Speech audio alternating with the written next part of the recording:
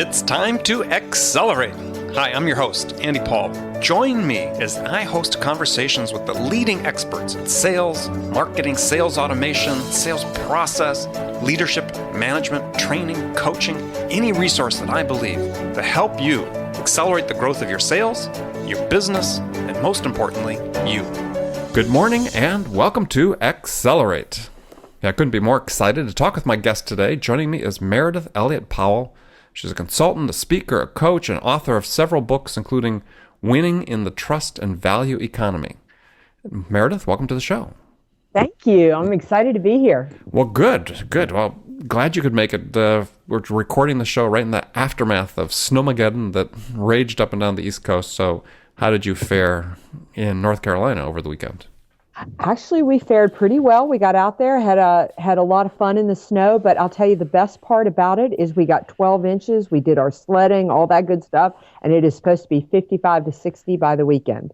Oh, gosh. So you have 12 inches of slush to deal with. That's great.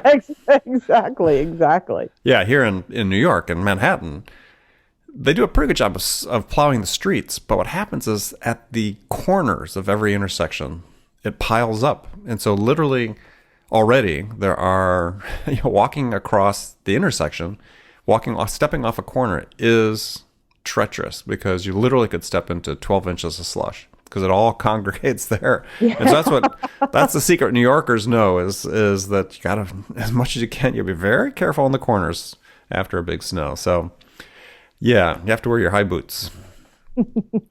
So, well, welcome again for being at the show. And so take a minute, introduce yourself before we get started talking. So tell us a little about yourself. Well, you pretty much said it at the beginning in the sense that I am a consultant, coach, speaker, and author.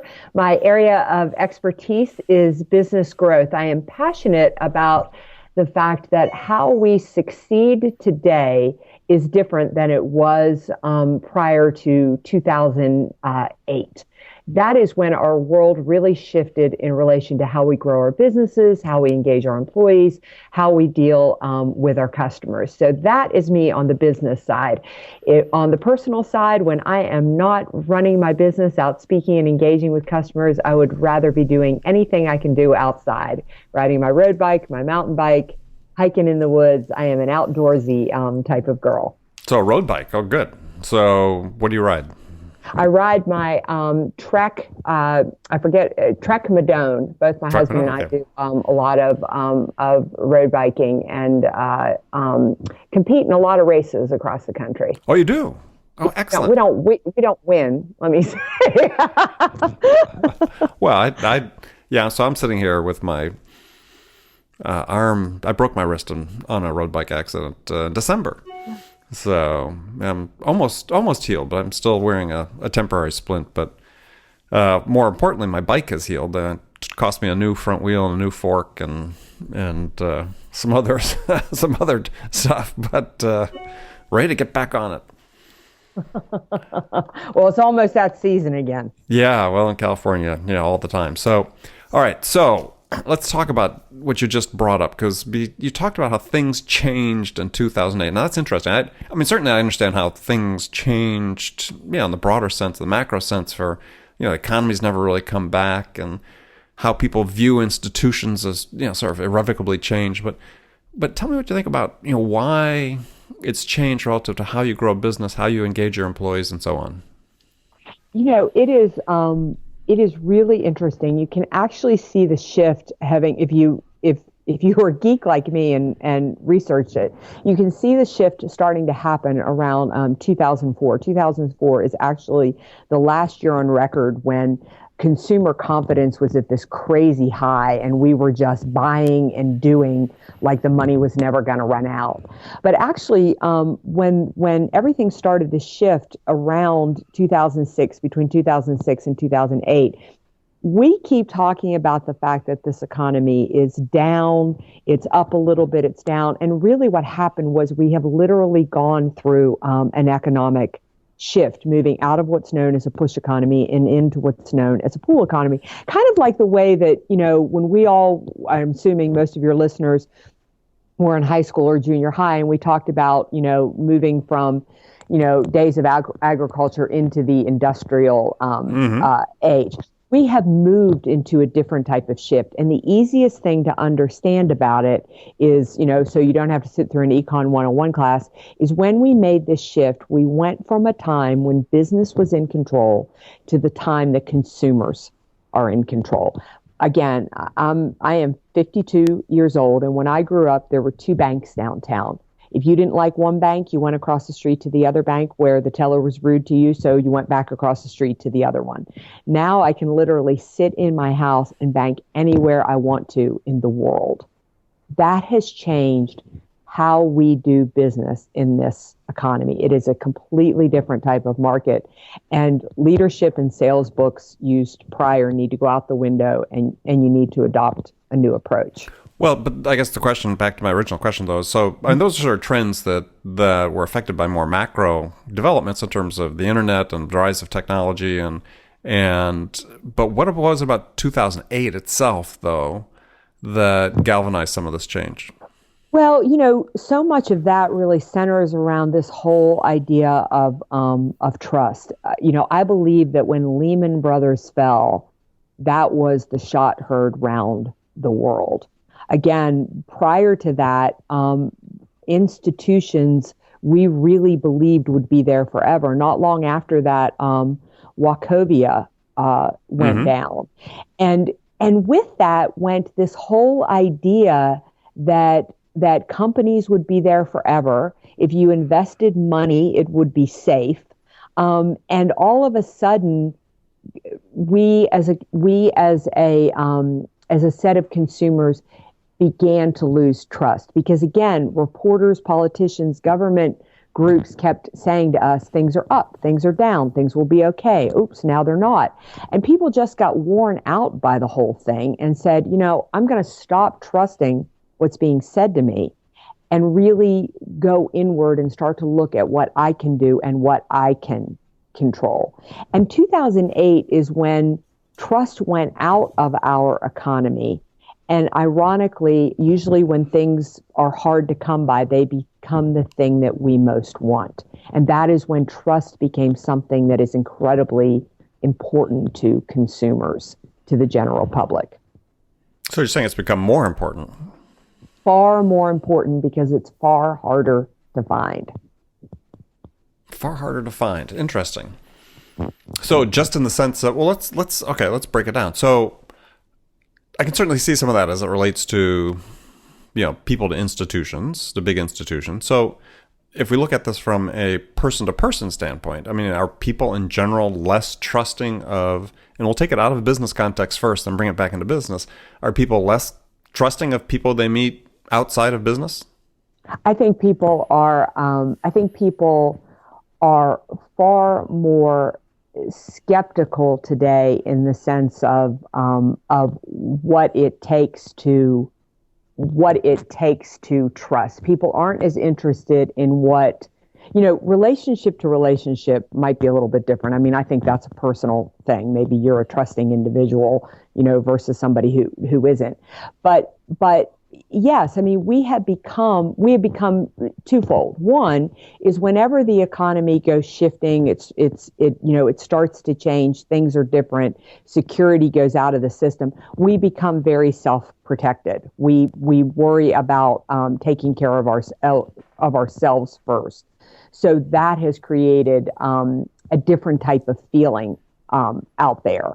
Then add to that the fact that yes, people are skeptical in general. When I was growing up, if an advertisement came on television and it promised something, people believed in it. We believed in our reporters. We believed in our government officials.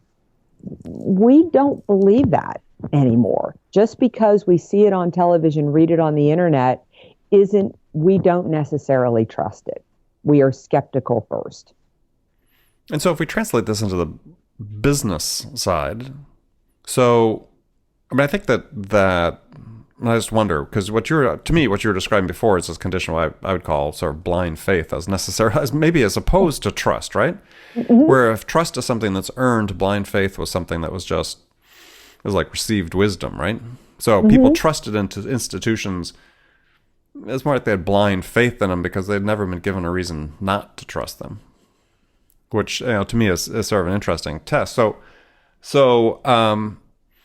if we translate this into the business sense, so what does that mean for somebody that's trying to sell something? I mean, is it harder to gain the trust of a potential buyer? I don't think harder is the definition. What I think it is different. You build trust by building relationship first. You build trust by what it means for a person who sells something, is that you need to really take an interest in the other person and build relationship first rather than sell your product and service first. You need to sell from the perception that you need to sell from the position that the person being sold to feels that you are offering them something that is in their best interest. But is that different? Oh, absolutely. I mean, if you look at the sales strategies that most of us learned coming up through the 80s, the 90s, and prior to 2004, there was the assumed close, the walk into a networking event and give your elevator speech. There was the art of the close. It was all about how do you sell something to somebody, not how do you really find out who that person is, what that person needs, and what product or service will work for them. Every sales class I ever took when I lived in the financial services world, I think about this now and it just makes me laugh. We spent a whole year learning how to pre-call plan sales calls. And we would sit down and literally decide what products or services we were going to sell to people before we ever had a conversation with them. Now, It was Sure. just the 80s thing. It was, and that's where I feel like people got really messed up with wanting to be salespeople, because everything you were taught was about how to reach your sales goal, how to get to the close, how to sell X amount of products. That's what was incented, and that was what was rewarded. Well, it's interesting that you bring that up because at the same time, in those same generations, there were Bosworth book consultative selling, there was spin selling from Rackham, which were relationship driven, right? Which were about really customer focused sales. And so I think what I hear you saying is that given sort of the go ethos of the 90s with the rising stock market and the rising, especially in the financial services where, scads of money was being made through sort of financial engineering and so on, that sort of drowned out maybe the more rational voices that were talking about customer-oriented selling.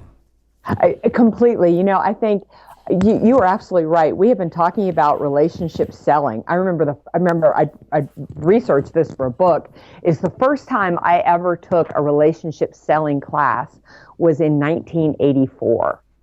I don't think I ever was incented or taught or rewarded for selling from a relationship standpoint until I went out on my own. So my entire career, which lasted in corporate America until 2005, was all from the opposite way of selling. And no wonder it worked. Again, consumers didn't have a lot of choice. And there was, whether it's blind faith or whether it's trust, if a banker told you to get this product or service, you did it. If your retailer told you that you needed to buy this, you did it. You took the recommendations that were given to you. The things that happened in 2008 made a lot of the public start to go, wait a minute, I need to pay attention and I need to look for somebody that I have a relationship with. So what have salespeople had to do differently since then and today, up to today and going forward? What do they need to do to accelerate this trust building with prospects? They have really had to, it sounds so cliche, but they have really had to back up and build relationships. They've needed to slow the sales process down on the front end. We used to, again, with the pre-call planning, we would have a call and expect to sell a product or service within 2 or 3 calls. You need to slow that down and really get to know people. The other is, probably more importantly, is you need to be continually adding value on the back end. It takes a while to build trust, but you need to pay attention once you have that trust built, because I see far too often that if a client is an existing client, you need to be calling and working with them just as actively as you do with new prospects. Once you have built trust with somebody, the worst thing that can happen to you is that they find out about a product or service that you offer from somebody else. If you do that, you break trust and you start all the way back over again. Okay, well, I want to come back and explore that in more depth. We're going to take a short break right now. My guest, Meridith Elliott Powell. We're talking about the trust and value economy. We'll be right back. Hi, this is Andy. Connect and Sell is used by sales reps at nearly 1,000 companies, including hundreds of technology startups and several Fortune 500 companies, to overcome the challenges of getting prospects on the phone. Companies using Connect and Sell grow their revenues faster by enabling their sales reps to have more sales conversations in 90 minutes than they could otherwise achieve in an entire week.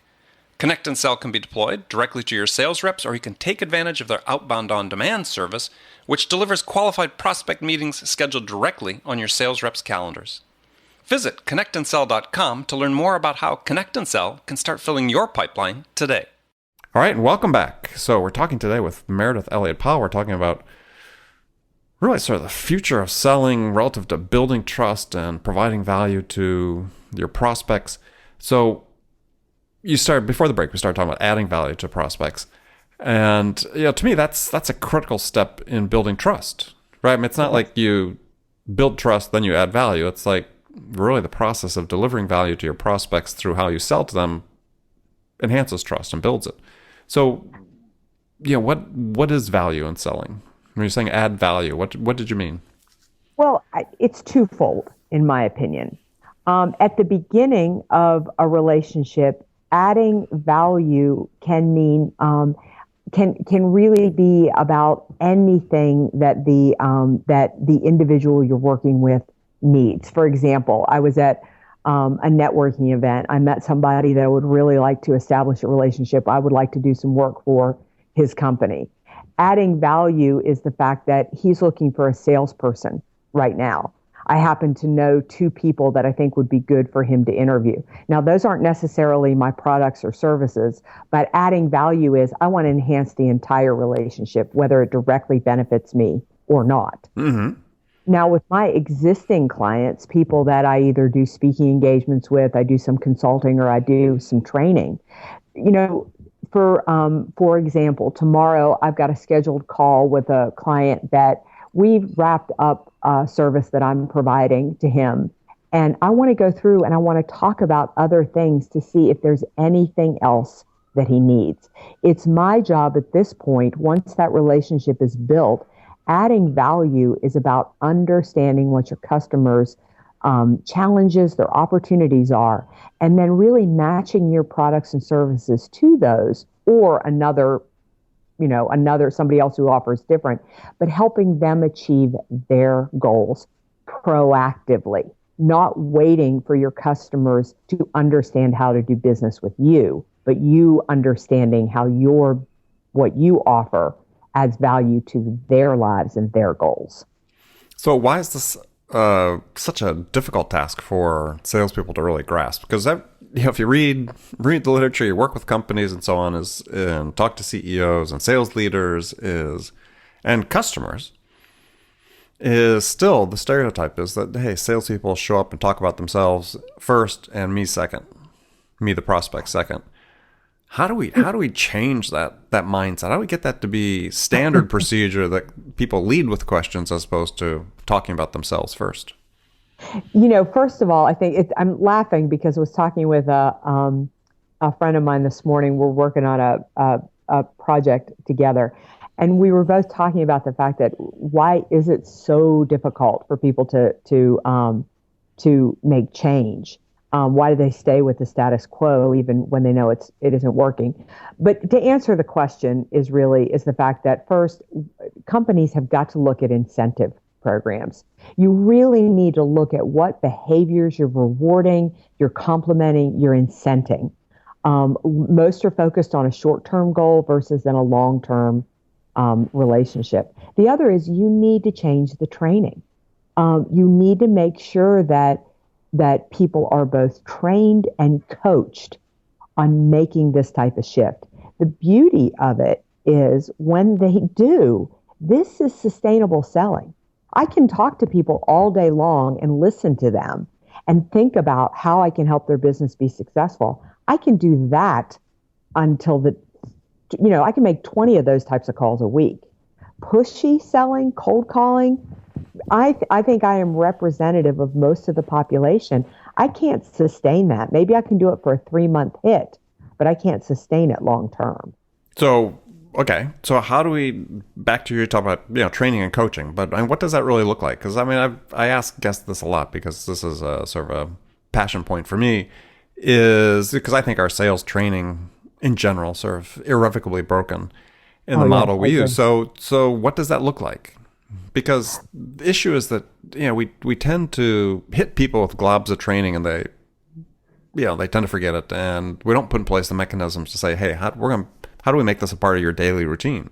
How do we make this part of your process that the first thing you do when you see a customer is ask a question? Well, I do think that I think it needs to be threefold, and kind of back to what I said before is that first you send them through the training class, and the training class needs to be customized to your organization and designed to train the type of skills you want.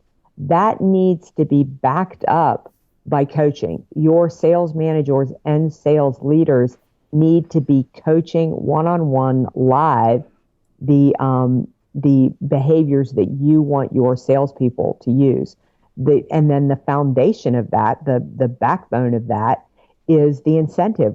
Are you rewarding? If you put those 3 layers into place, then you'll see the shift. Now, to answer a little bit of your question, to answer a little bit more in detail about training, I don't think, when I was coming up through the ranks, we would go into 3-day training classes for sales. And I don't think those things work. I think we're talking about moving a dial and basically getting people to make a strong shift, a radical shift for them, especially for people who have been selling the opposite way for a long time. I would do it in shorter training modules. I'd work on the interview first. I'd work on the second call. I'd work on the close. I'd work on the follow-up. I'd be working them in pieces. But without the coaching, without coaching them in the incentive piece, your training isn't going to stick. And that seems to be a problem. Several people have written about recently. Great book came out by a gentleman named Mike Weinberg about sales management simplified, detailing that we have this sort of problem as we become more data-driven in sales, that more and more sales managers are sort of wedded to the metrics and have really fallen away from some of the coaching. Mm-hmm. Yeah, well, no wonder. I mean, the coaching's where it's hard, right? I mean, it's easy to look at data, it's easy to look at reports, and it's easy to tell people what to do. It is more time consuming to coach, and requires more the art of relationship. So people tend to steer away from it. I think some of the other challenges we've made is we've promoted a lot of people into sales leadership and sales management positions who are good at sales. They're not really good at coaching people, and identifying that and understanding the difference. You've got to like it. You've got to love it. You've got to be passionate about developing people to be good at it. Mm-hmm. And I see a lot of companies have made that mistake. So, but how do they change that without bringing people into sales leadership positions that have no sales background?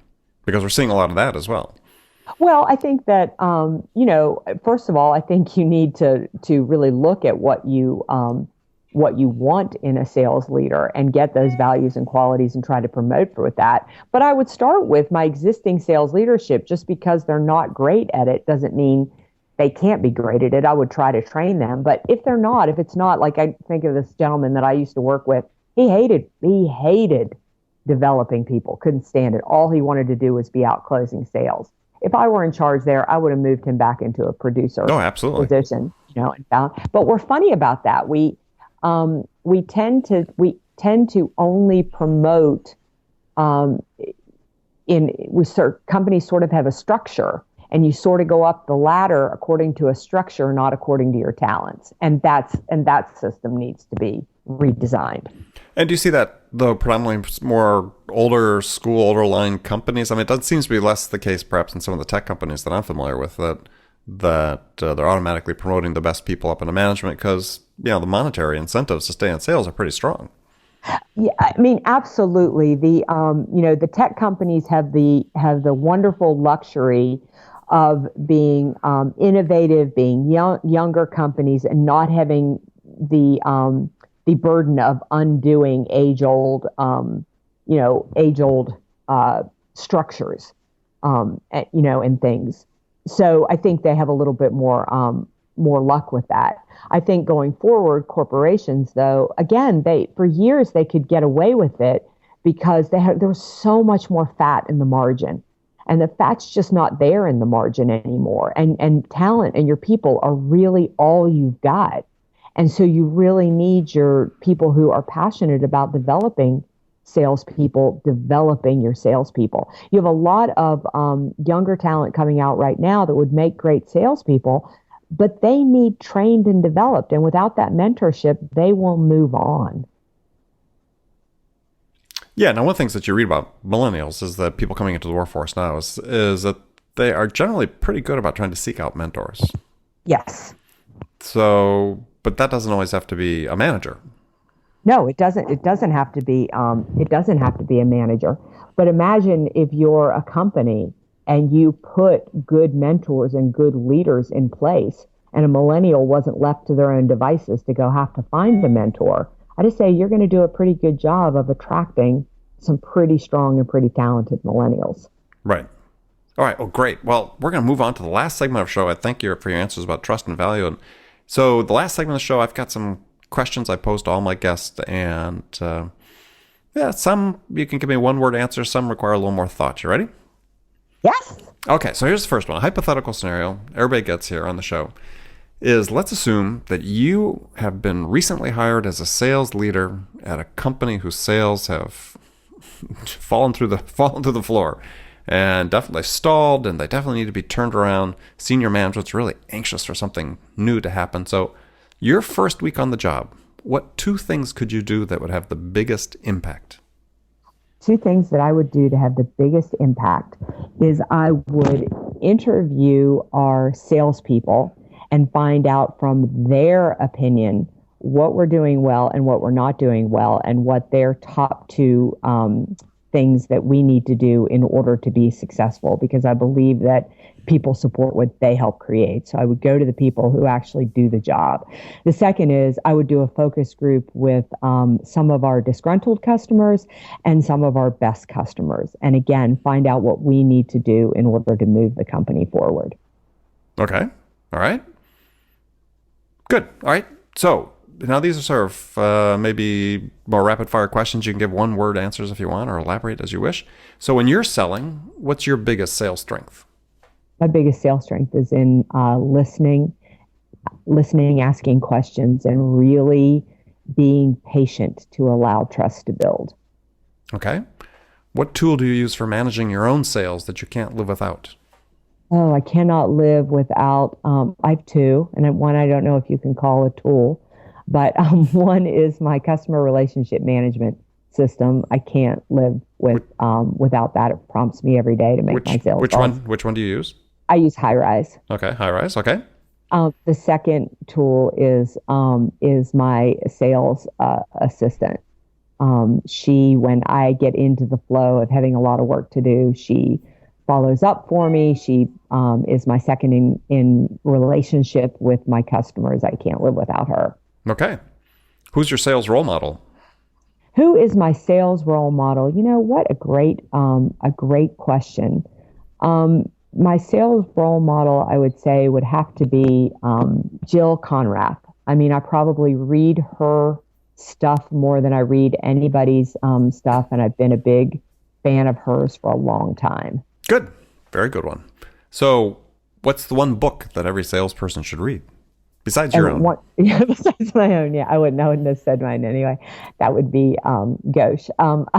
The one is that I tell every client I work with is to back all the way up and go to Dale Carnegie's How to Win Friends and Influence People. At the end of the day, for me, it is always about building relationship, and that is the best book on the market to understand how to do that. Okay. So what music's on your playlist? Music on my playlist. Well, I'm a bit of an of a past. I go back girl history. I really like on my playlist right now is Jackson Browne. Mm-hmm. I've got a little bit of some old Rodney Crowell, a little bit old Nancy Griffith. Oh, I love Nancy Griffith. Yeah, I love the whole Austin music scene. So all those guys coming up out of Austin are a lot that I listen to. Okay. Yeah, no, that's good stuff. So what's the first sales activity you do every day? Oh, that's really easy. I get up and first cup of coffee, I'm on LinkedIn and just reaching out, making 3 contacts. It's the first thing I do every single morning. Okay, last question for you. What's the one question you get asked most frequently by salespeople? Oh, you know what? How to close the sale. And the answer is? The answer to the question is that the sale ought to be closed long before you need it to close. And what I mean by that is that if you're asking really good questions, if you're building relationships and sales has become a lifestyle instead of a task, the sale will close. You don't get to close the sale. The customer decides when that happens. Absolutely. Actually, I gave a webinar last week. The title of it was how to win the sale before you win the order. Perfect. Then we're on the same page. Same. I get asked that one all the time. Everybody's looking for the secret sauce. Yeah, I tell people if you don't know that you're going to win the order, then why are you still working the prospect? Exactly. And people may think that's a little crazy, but believe me, is if you have any doubt in your mind about a prospect on your forecast, when you get down to the end, you've given them a proposal. It's like, if you don't know you're going to win, why did you give them a proposal? Exactly. And to really look at that, you should be so sure of it. You should have built enough relationship. And again, so we circle all the way back to where we started the interview. I mean, it sounds so easy, but truly building relationships is an art, and it is something you never master. You get better and better and better at. Yep. All right. Well, I want to thank you for joining me. My guest today has been Meridith Elliott Powell. And Meridith, please tell folks how they can find out more about you. That would be great. They can reach me at meridithelliottpowell.com, meridithelliottpowell.com, or please reach out to me on the social networking sites, LinkedIn, Facebook, and Twitter. I welcome questions and calls, and look for my new book coming out, Own It, Redefining Responsibility, all about how to take charge of your own career and build your business. Excellent. Okay. Well, thank you again for joining us. And remember, friends, make it a part of your day every day to deliberately learn something new to help you accelerate your success. And subscribing to this podcast is a great way to do that, because then you'll make sure you don't miss any of our conversations with top business experts like our guest today, Meridith Elliott Powell, who share their expertise about how to accelerate the growth of your business. So thanks for joining us. Until next time, this is Andy Paul. Good selling, everyone. Thanks for listening to the show. If you like what you heard and want to make sure you don't miss any upcoming episodes, please subscribe to this podcast on iTunes or Stitcher.com. For more information about today's guest, visit my website at andypaul.com.